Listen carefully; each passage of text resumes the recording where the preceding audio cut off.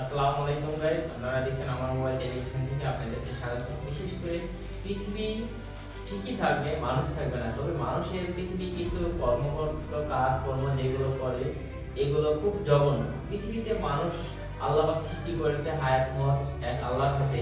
তো যিনি হায়াত মত দিয়েছেন তিনিই হায়াত মত আবার নেবেন। তো এটাই আমরা মুসলমান বিশ্বাসী। তো পৃথিবীতে একটা মানুষ আরেকটা মানুষের যে জান নেয় সেটা অমানুষ, এটা